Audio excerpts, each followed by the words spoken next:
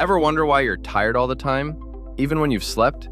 Not sleepy, not lazy, not physically exhausted, just tired.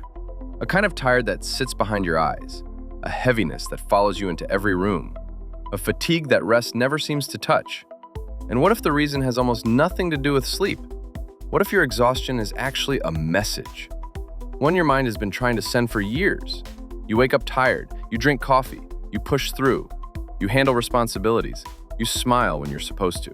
You answer messages, you finish tasks, and somehow, by the end of the day, you feel as though you've been carrying something invisible, something heavy, something nobody else can see. You keep wondering why everyone else seems capable of moving through life while you're struggling just to maintain basic energy. So you blame yourself. Maybe you're not disciplined enough. Maybe you're not motivated enough. Maybe you're just getting older. But deep down, another part of you suspects something different. Because this tiredness feels older than your schedule, older than your job, older than your responsibilities. It feels woven into you, as if you've been tired for years, maybe even decades. The strange thing about chronic exhaustion is that it often begins long before adulthood, long before careers, long before bills, long before stress becomes visible. Many people who constantly feel tired aren't carrying too much today. They're carrying too much from yesterday. Psychologists call this accumulated stress load. The nervous system remembers experiences even when the conscious mind forgets them. Think of your mind like a house. Most people imagine stress as a storm outside. But sometimes the storm happened years ago, and yet the windows are still rattling. The doors are still locked. The alarms are still activated. Your body keeps preparing for dangers that are no longer present. And preparation is expensive. Hypervigilance is expensive. Emotional suppression is expensive. Constant self-monitoring is expensive. The brain uses enormous amounts of energy trying to predict threats, trying to avoid rejection, trying to stay safe, trying to maintain control. And eventually, you become exhausted from surviving a battle that ended years ago. But we're getting ahead of ourselves. Because before you understand why you're tired, you first have to understand what your exhaustion might actually be protecting. One of the most misunderstood psychological realities is that exhaustion can be adaptive. It can be a survival strategy. If you grew up in an environment where emotional safety was unpredictable, your nervous system may have learned hypervigilance.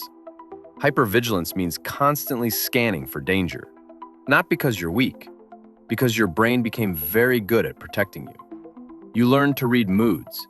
You learned to anticipate conflict. You learned to monitor people's reactions. You learned to stay prepared. The problem is that preparation never switches off, even when nothing dangerous is happening. Another factor is emotional neglect. Many people think trauma is only what happened to them. Often trauma is also what never happened, the comfort that never came, the reassurance that never arrived, the safety that was never consistently available. When emotional needs are ignored, the nervous system begins carrying those unmet needs internally. That burden becomes invisible, but it remains heavy. Then there's parentification, a psychological pattern where a child becomes emotionally responsible for others. They become the caretaker, the peacekeeper, the problem solver, the emotional adult before they were ready. Years later, these children become adults who feel guilty resting, guilty slowing down, guilty saying no. Their worth becomes linked to usefulness, their value becomes linked to performance, and their exhaustion becomes permanent. Not because they're broken, because they've been carrying emotional weight for years. Carl Jung once observed that what remains unconscious directs our lives, and we call it fate. Many people call it tiredness. But underneath that tiredness is a lifetime of adaptation. This is where the story becomes deeply personal. Because exhaustion isn't always about what you're doing. It's often about who you're trying to be. You might be trying to be the strong one, the dependable one, the responsible one, the person who never needs help, the person who never becomes a burden, the person who holds everything together. But masks are heavy, especially when they're worn for decades. You might notice it showing up in relationships. You struggle to receive support. You feel responsible for everyone's emotions. You over-explain yourself. You fear disappointing people. You become exhausted after social interactions. Not because you dislike people, because your nervous system never stops working. You might notice it in your career: perfectionism, overachievement, difficulty slowing down, feeling anxious when you're not productive. You might notice it in your self-worth: constant self-criticism, difficulty feeling proud, difficulty celebrating success, difficulty believing you're enough without proving it. You might notice it in your boundaries: saying yes when you mean no, avoiding conflict, feeling guilty for protecting your energy. You might notice it emotionally: numbness, brain fog, difficulty experiencing joy, feeling disconnected from your own life. And perhaps most painful of all, you may no longer remember who you are underneath survival mode. Because you've spent so many years adapting, so many years performing, so many years enduring, that exhaustion has become your normal. The poet Rainer Maria Rilke wrote, "The purpose of life is to be defeated by greater and greater things." But many people were defeated by burdens they were never supposed to carry alone, and still they kept going. That's why your exhaustion deserves compassion, not judgment. Because exhaustion is often evidence of endurance, not weakness. The real breakthrough comes when you stop asking, "Why am I so tired?" and start asking, "What has my nervous system been carrying?" Because exhaustion is rarely the enemy. It's the messenger, the body's way of saying, "I cannot keep surviving at this pace. I cannot keep protecting you this way. I cannot keep carrying what was never mine." Healing begins when you stop treating yourself like a machine and start treating yourself like a human being. That means nervous system regulation, learning safety again, not intellectually, physiologically. It means inner child reparenting, giving yourself the compassion you once needed.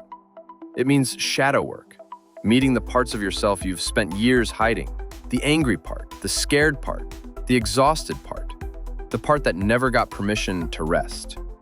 Most importantly, it means choosing softness over survival, again and again. Not because life is easy, because you no longer need to earn the right to exist.